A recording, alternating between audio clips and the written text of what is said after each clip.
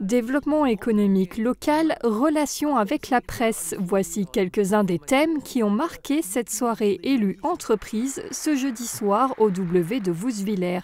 Une soirée qui a débuté par le discours inaugural de Roland Roth, président de la communauté d'agglomération Sarreguemines-Confluence. Dans un climat politique national instable et un contexte international tendu, il a tenu à rassurer les élus et les entreprises sur la stabilité économique de l'intercommunalité. Vous pouvez être assuré de cette solidité puisque nous faisons partie des 7 et seulement 7 collectivités dont les comptes sont certifiés en France.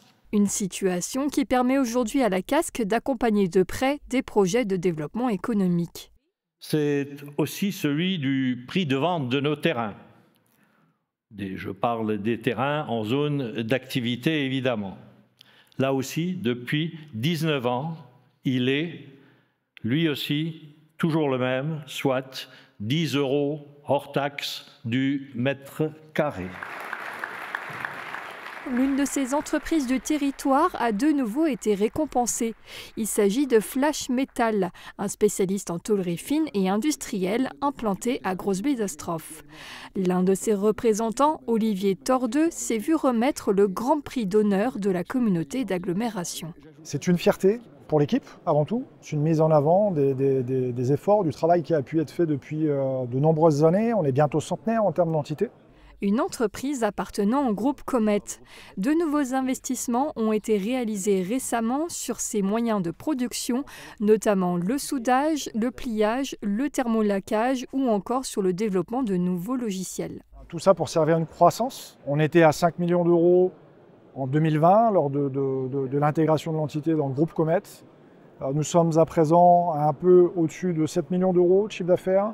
Et notre cible est 10 millions d'ici 2030 et on y va, palier après palier. Christophe Barbier, journaliste éditorialiste et comédien, était l'invité d'honneur de cette soirée. L'occasion pour lui d'expliquer la différence entre information et intox et donner quelques conseils sur la gestion de la communication en temps de crise. C'est parce qu'on s'est entraîné, parce qu'on a mis en place des processus de communication de crise dans un temps où il n'y en a pas besoin, que le jour venu, on a les bons réflexes. L'urgence, ça ne s'improvise pas, ça se prépare.